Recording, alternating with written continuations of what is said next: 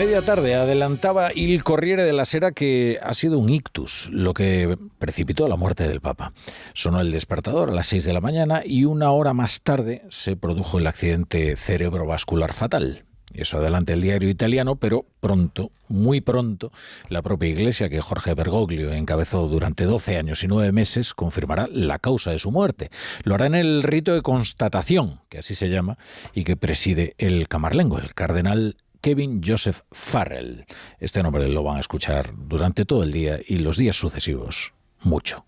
Como decía la nota vaticana, se ruega al eminentísimo decano del Colegio Cardenalicio, a los familiares del romano pontífice, al director y al vicedirector de la Dirección de Sanidad e Higiene del Estado de la Ciudad del Vaticano que se encuentren en la capilla de la residencia de Santa Marta a las 7:45 horas, que participen en el rito. Los eclesiásticos vestirán el hábito coral apropiado. Todo lo que ocurre después de la muerte de un papa ha sido un protocolo que ha ido refinándose durante siglos. Los últimos ajustes de esta liturgia se hicieron apenas hace unos años para actualizar el rito, pero todo el misterio característico de esta institución milenaria y también todo el afinado sentido de la estética permanece. Y es lo que se despliega a partir de ahora. Hoy el Vaticano permanece en sede vacante. Eso significa que ya han cesado todos los cargos nombrados por el Papa y que el citado Kevin Joseph Farrell, camarlengo, es hoy, y hasta que la fumata blanca designe el nuevo jefe de la Iglesia, o anuncie más bien el nuevo jefe de la Iglesia, pues será la cabeza de la Iglesia este camarlengo. Ha muerto un Papa distinto, el primer Papa del Nuevo Mundo, por de pronto. Un pontífice de acento porteño, de una arriesgadísima cercanía, que no siempre fue del gusto de la curia. Su estilo contrasta dramáticamente con el académico Benedicto XVI, que lo precedió, con el que en una insólita situación llegó a coexistir como papa. Esa es otra de las diferencias de este papado. Hubo dos papas, uno investido de toda la autoridad, el otro retirado después de su abdicación. Quizás en lo doctrinal no fueran tan distintos, de hecho no lo son. Quizás sencillamente no pueden serlo. Pero es verdad que el origen argentino, la elección de su nombre, Francisco, el primer Francisco también, su énfasis por aspectos mundanos más terrenales como la pobreza, la inmigración, el cambio climático y sobre todo una comunicación basada en gestos más llamativos que profundos, fueron dibujando una personalidad que hizo que los sectores más tradicionalistas de la Iglesia lo miraran con recelo y en cambio, fíjense, la izquierda y otros movimientos seglares lo adoptaran como una voz de autoridad. La brújula. La torre.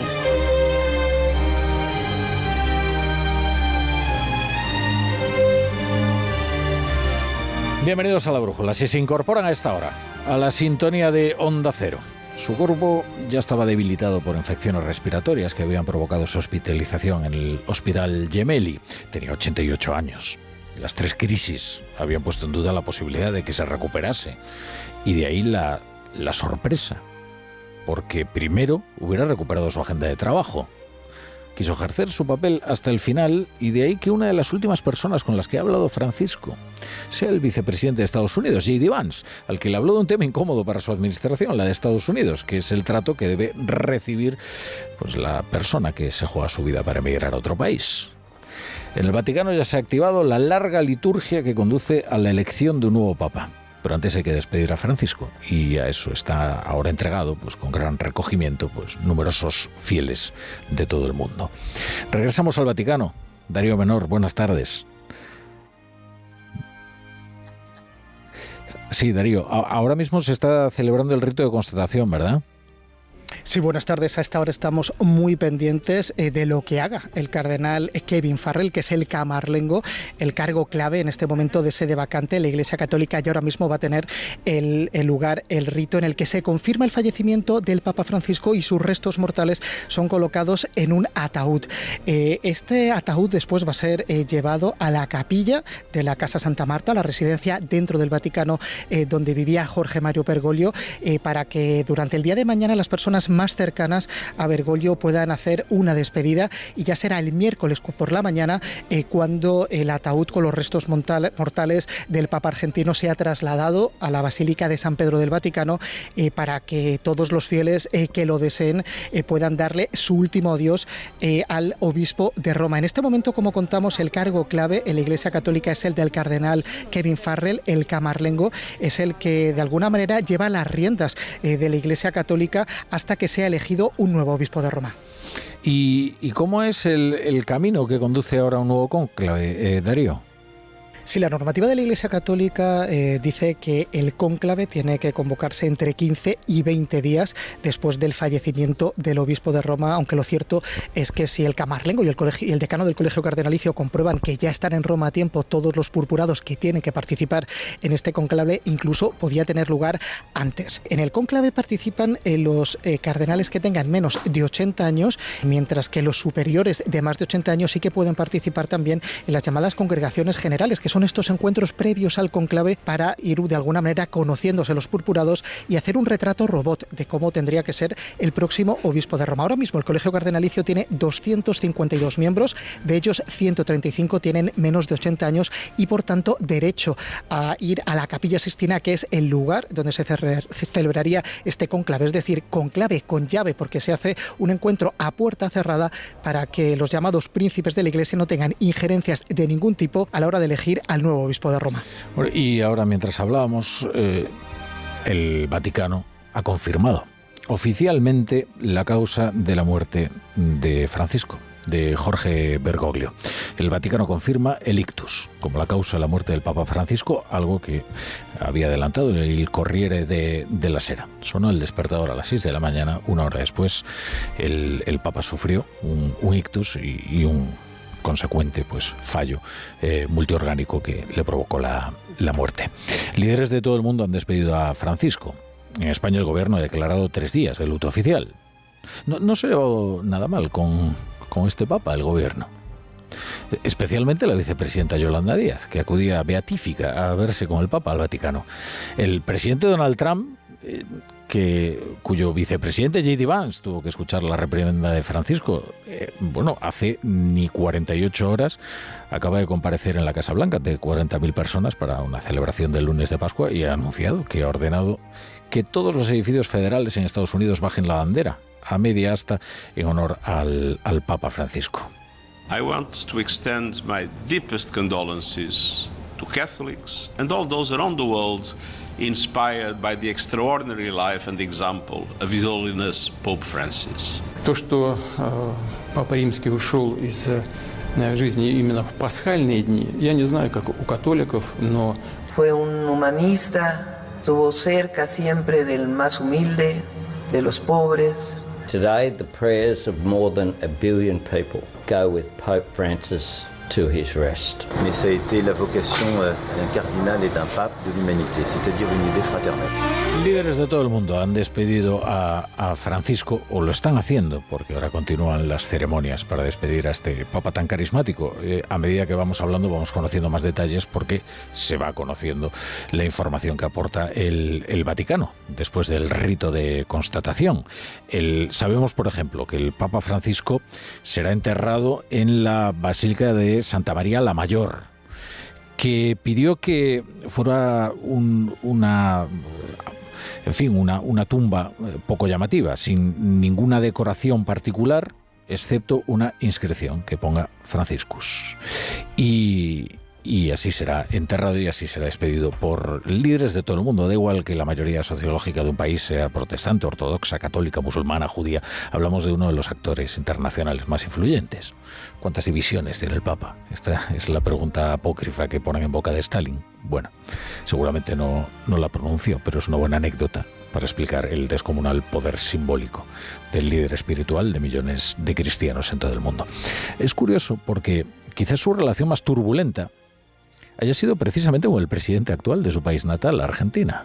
El Papa, sí, lo voy a decir de frente, es el representante del maligno en la tierra, ocupando el trono de la casa de Dios. ¿Vos sabías que el Papa impulsa el comunismo con todos los desastres que causó? Y eso va contra las propias Sagradas Escrituras. Lo cierto es que hubo redención y hubo propósito de enmienda en Milei, que hoy se despedía con un mensaje bien distinto en X, el presidente argentino Javier Milei, que luego fue al encuentro del Papa y tuvieron un encuentro cordial, educado. A pesar de diferencias que hoy resultan menores, haber podido conocerlo en su bondad y sabiduría fue un verdadero honor para mí, dice Javier Milei. Hoy, en el día de su muerte, parece que cada uno se fabrica el Papa a su medida. Un Papa que le da la razón. Frente a lecturas simplistas, Francisco era la cabeza de la Iglesia y como tal hay un compromiso con la eternidad o con la continuidad de la institución. Francisco no ha hecho ninguna alteración doctrinal. No lo estudiarán los teólogos del futuro por haber reformado la doctrina de la fe. Otra cuestión es su labor pastoral. Y ahí es donde radica su diferencia, ahí es donde encontramos algunas de las decisiones más controvertidas del Papa Francisco. O aquellas decisiones que le enfrentaron a una parte de su rebaño. Por ejemplo, Francisco sí hizo reformas significativas que alteraron el estatus de prelaturas como el Opus Dei. Asimiló las prelaturas personales como el Opus a asociaciones clericales públicas de derecho pontificio, con facultad para incardinar clérigos. Esto puede tener su complejidad, pero lo que implica es muy sencillo, una reducción de la autonomía que estas prelaturas habían disfrutado previamente. Quizás la gestión más complicada, más delicada, ha sido frente a los abusos sexuales en la Iglesia, igual que le ocurrió a sus dos predecesores inmediatos. Ha sido una de las áreas más complejas de su pontificado. Una de sus decisiones más significativas es el Vos Estis Lux Mundi, un decreto que obliga a todas las diócesis del mundo a tener mecanismos de denuncia de abusos, que permite investigar a obispos y a superiores religiosos acusados de encubrimiento o de negligencia, y que también reconoce como delito los abusos contra adultos vulnerables, no solo los menores. Creó el cargo de defensor de menores en el Vaticano, estableció la Comisión Pontificia para la Protección de los Menores, eliminó el secreto pontificio en causas de abusos sexuales. Pero sobre todo será recordado, y esto también incide en su labor pastoral, más que en su labor doctrinal, por otra forma más directa de relacionarse con sus fieles, algo que muchos dentro de la Iglesia consideraban arriesgado, porque, claro, tanta cercanía eliminaba el misterio que solía proteger a los papas. Conversaciones como esta, por ejemplo. Yo soy Celia, yo soy una persona no binaria y también soy cristiana. A veces como que me es muy difícil llevar como las dos cosas en la vida. Y quería preguntarle si ve un espacio en la Iglesia para las personas trans y las personas no binarias o el colectivo LGTB en general. Toda persona es hijo de Dios, toda persona. Dios no rechaza a nadie, Dios es Padre. Y yo no tengo derecho a echar a nadie de la Iglesia. Más aún, el deber es recibir siempre. Y la Iglesia no puede cerrarle la puerta a nadie, a nadie. ¿Y qué piensa de aquellas personas de Iglesia, ¿no? o sacerdotes que promueven el odio y utilizan la Biblia para sustentar esos discursos de odio? Y te leen como el Evangelio, ¿no? Para decir, no, yo no te estoy excluyendo, lo dice la Biblia, ¿no? Yo me harto y me canso de decir que ese no es el mensaje de Jesús, ¿no? Esa gente son infiltrados. Son infiltrados que aprovechan la estructura de la Iglesia para sus pasiones. Hay muchos más testimonios. Puede ser espontáneo un papa. Bueno, este desde luego se permitió cierto margen para la espontaneidad. Era una forma de comunicar completamente distinta. Ahora viene un cónclave sobre el que arrecian las quinielas y no hay nada más ridículo que las quinielas vaticanas. Es un juego especulativo que no sirve absolutamente para nada porque nadie sabe lo que puede ocurrir, por mucho que lo digan con una gravedad que parezca que están enterados. Si atienden ustedes a los medios, pues verán que descartan a los españoles, uno porque son muy mayores, otros porque son muy jóvenes. Que verán que hay un cardenal filipino que está muy bien colocado, verán que por enésima vez es posible que haya por primera vez un papa negro. Esto se viene anunciando, no sé, desde Pablo VI más o menos. Verán que hay quien dice que no, que volverá otra vez a ser un italiano.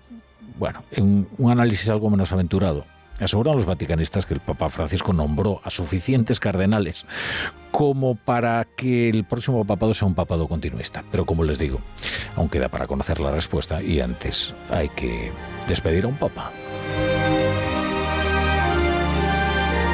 La brújula.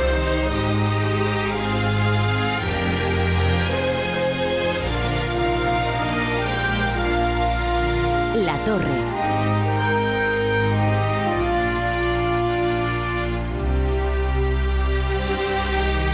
Onda Cero.